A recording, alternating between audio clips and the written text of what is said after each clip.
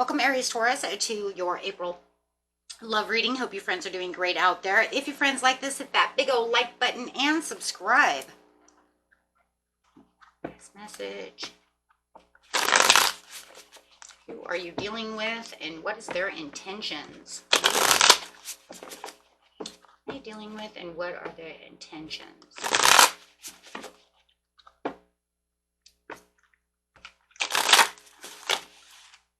The Two of Wands coming out. And we have these cards falling out. So let's go. We have the Two of Wands with the Nine of Wands, excuse me. Nine of Swords. A lot of nines. King of Cups, Queen of Pentacles, and the Devil. It's talking about the ending to where they are definitely thinking. You could be dealing with a Cancer over here, a Pisces or a Scorpio, a water sign. Doesn't have to be. I have pretty much everybody. Could also be dealing with Leo, Sagittarius, or a Scorpio. Definitely feeling like they have broken the chains to something toxic within themselves. They do feel like they're not going to play with any kind of restrictions.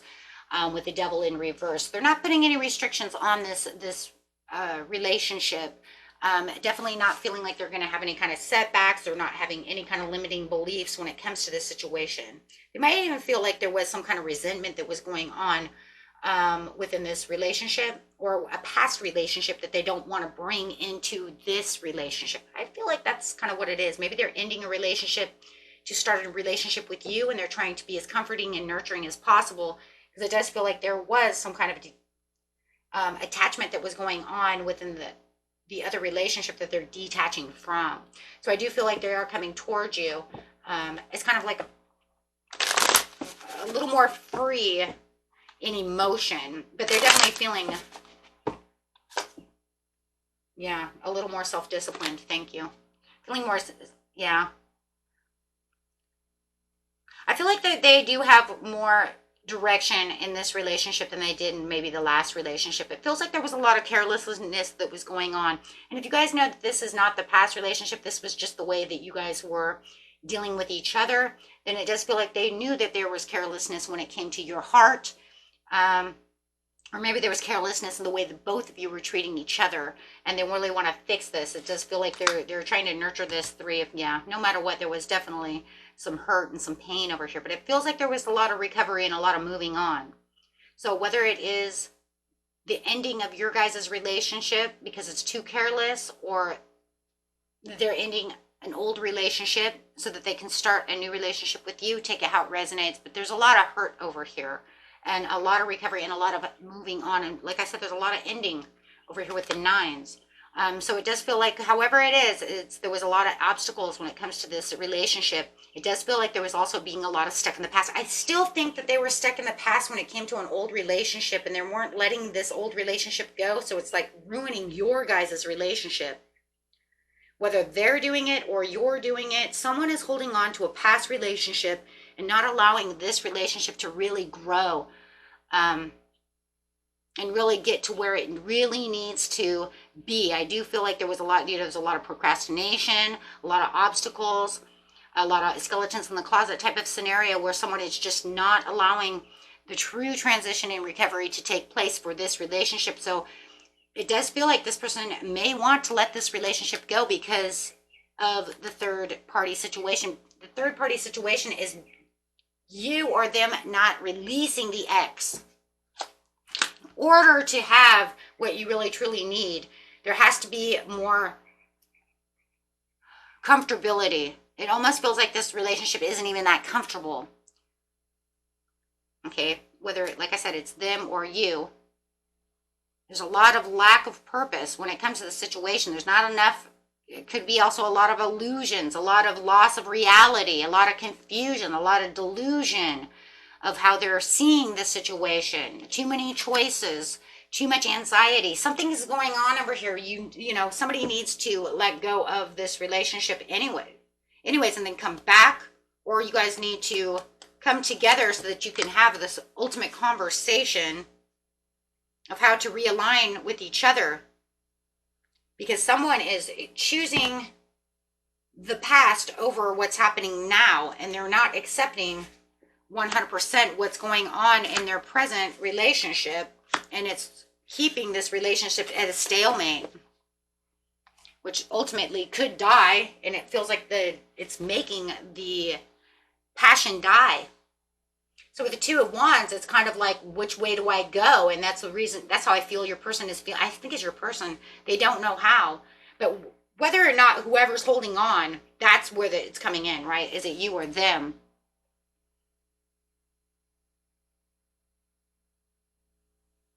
Losing a lot of desire when it comes to this situation. Yeah. Not enough contribution to the relationship for love. Somebody's stuck in their head, stuck in the past, stuck on someone else. There's a lot of resentment when it comes to that situation.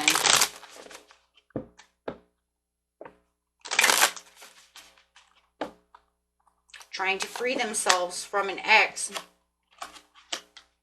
Punishing themselves, having counterattacks on themselves. Might be feeling like they have more of a loyalty to the ex than they do to, or the ex energy, or however it is, than to this relationship itself. Might even feel like they have more loyalty to the upsetness of the relationship, right? All of these, they need to be this way. Yeah, harmful, destructive, feeling like this is a very destructive relationship. So needing to calm down and listen to the inner voice to reduce that anxiety. Well, we see the anxiety with the Nine of Swords over there. So definitely feeling like, yeah, they're keeping hidden truths. And the hidden truth is that it could even make you feel like they care more about this ex than they care about you, or vice versa. And they're kind of concealing the truth. So it could feel very harmful, very betraying. Because of the change of heart, the difference in values. Someone, you know, may have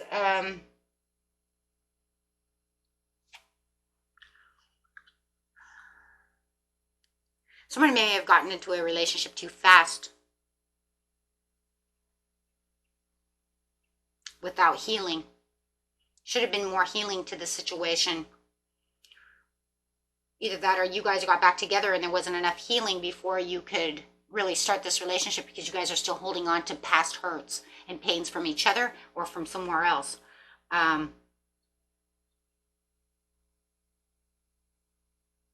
Because it's definitely saying that there's different values going on. We're not seeing eye to eye. There might have been a lot of thought manipulation going on between the two of you. There's a lot of change of heart. There's a lot of rejections of certain situations. Definitely, yeah, a lot of concerns and worries, and might even feel like you're at risk. They feel like there's a risk factor to the relationship.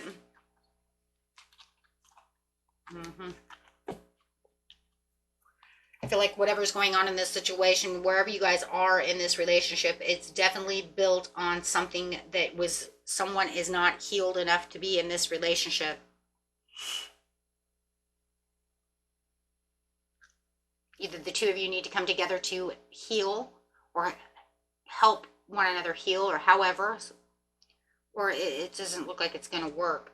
And if it's literally holding on to someone else, they could be even trying to put you in their shoes.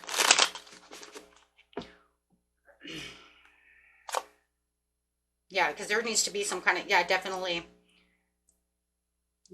emotional baggage over here, unfinished business and personal transitions. And that's exactly what it is. And that's exactly what healing is. And that's exactly what it's talking about, unfinished business when it comes to this. And that's that energy of the ex. That's the energy of, yeah, raw emotions, obsession, feeling obsessed with the ex, feeling obsessed to the ex, you know, to the relationship, not feeling like, you know, you have the freedom. You're too attached to the situation, which is crazy, because the devil's upside down over there saying, I'm trying to detach from the situation, or, you know, I was trying, but now it's showing you do have that, or somebody does have that codependency. It's just an energy of codependency on each other, on maybe even the behavior, the addiction, the attachment, however it is, feeling like it's just literally poison in the situation.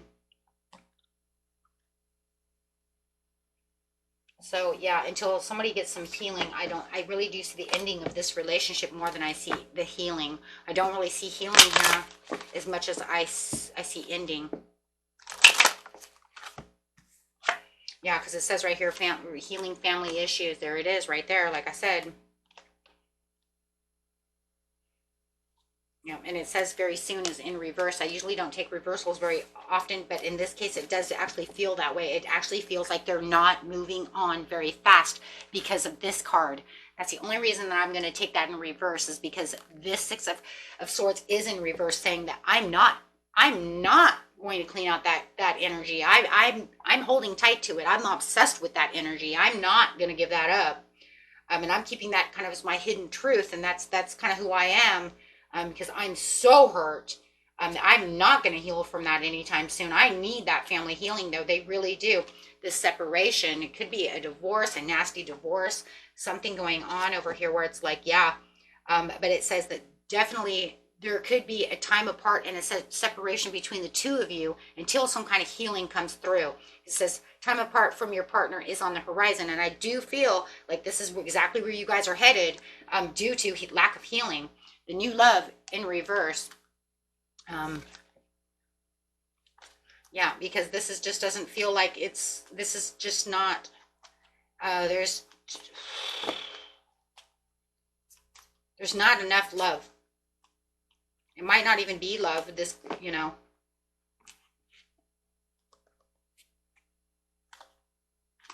might not, it might not, there's just not enough chemistry right now because someone's holding on to their ex so hefty, so strong. And there could definitely be some concerns and worries, and if you feel like this person is like, well, Sally would never do that. Well, it's like, well, good for Sally. I'm not your ex-wife. I'm not freaking Sally. Or Sally always likes ranch on her dress. Good for Sally. I don't like ranch dressing. I like Italian. You know what I mean? Everybody's different. And it just feels like there is something going on here where it just feels like they could be definitely putting you in their shoes, or if something comes up, they're using that person against you, or vice versa. Maybe they don't even realize it. It's kind of crazy because a lot of times people don't even realize they're doing that. It's just the way it is. They're literally not even aware that they're doing that. And it's such a toxic behavior that they don't realize it because it's that resistance to change. It's a part of that healing that needs to take place. So in that transition and that recovery, and it's very sad. And that's where it becomes a type of thought manipulation, my friends. And that's exactly what it is. It's kind of a thought manipulation, manipulating you to understand that, well, I'm sorry. Okay, I'm sorry. I guess I should have used ranch dressing because Sally did. No, you do it. You do. Because a lot of people, when they need healing, they don't realize that they're doing these things. They don't realize it.